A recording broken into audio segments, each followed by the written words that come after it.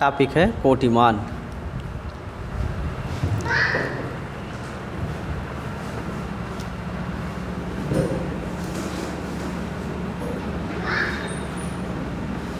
Order value, order value कोटिमान। ये कोटिमान क्या चीज़ है? तो देखो, संख्या को 10 की घात के रूप में व्यक्त करना ही कोटिमान कहलाता है।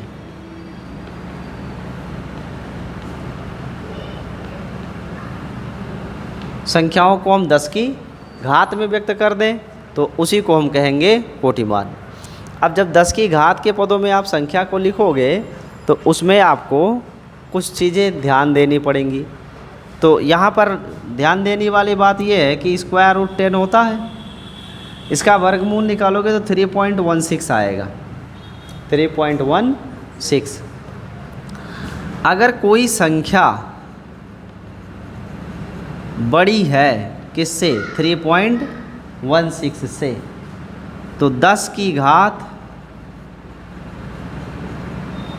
में 1 जोड़ देंगे।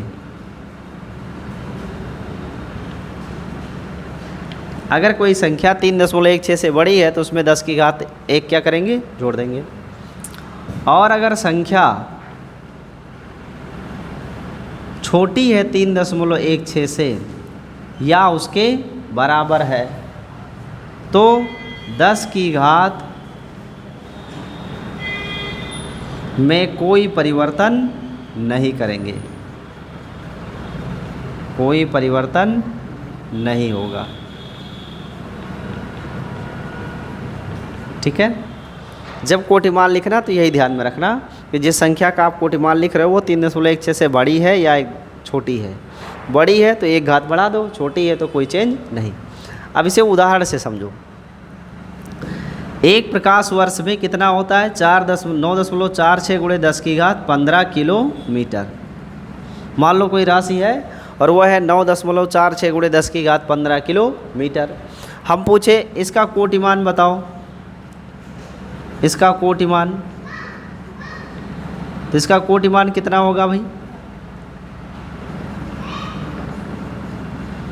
इसका कोटिमान कितना होगा?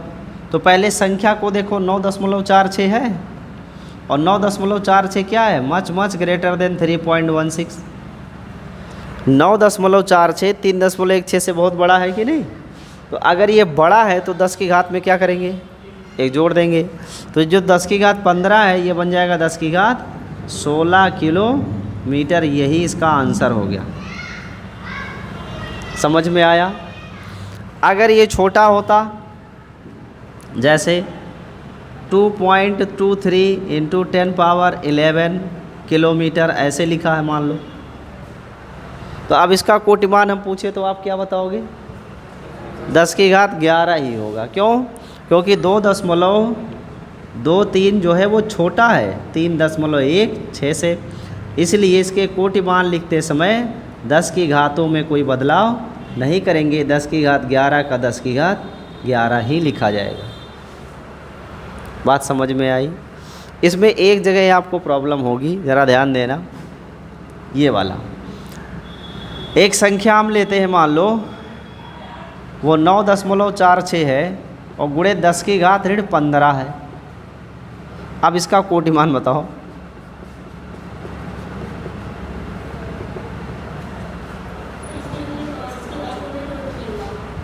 क्यों? हाँ, 14 हो जाएगा, बढ़ जाएगी ना 1 घात। तो यहाँ पर 9.46 क्या है? बड़ा है 3.16 से, तो 10 की घात ऋण 15 में 1 क्या करोगे आप? जोड़ोगे। तो जब जोड़ोगे तब ये 10 की घात ऋण 14 हो जाएगी। तो कभी कभी लगता है यार 15 से घट के 14 हो गया, तो ये घाटा नहीं है, ये बढ़ा है, क्योंकि ये ऋणात्मक वैल्यू है ना। तो ऋण 15 छोटा है और ऋण 14 क्या है? बड़ा है। 1 जोड़ देते हैं। क्या आपको ये बात समझ में आई? तो ये रहा कोटिमान ज्ञात करना, बहुत सरल है।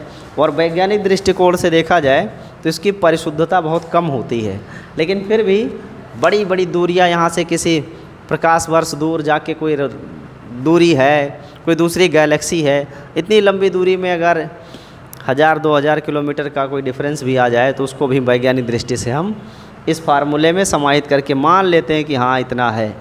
अब यही जो मान लेते हैं में कितनी त्रुटि हो सकती है, वो अगले इसी चैप्टर में पढ़ना है आपको, त्रुटि कि कितनी त्रुटि हो सकती है, प्रतिशत त्रुटि। तो यही जो मान निकालते समय डिफरेंसेज आ रहे हैं, इन्हें हम त्रुटि गणना में फिर से सही कर लेते हैं कि कितने की त्रुटि कितने % की है, उस हिसाब से मैनेज कर लिया जाता है। क्या आपको ये बात समझ में आई है? कोटि मान ज्ञात करने में कोई दिक्कत तो नहीं है? नोट कर लीजिए।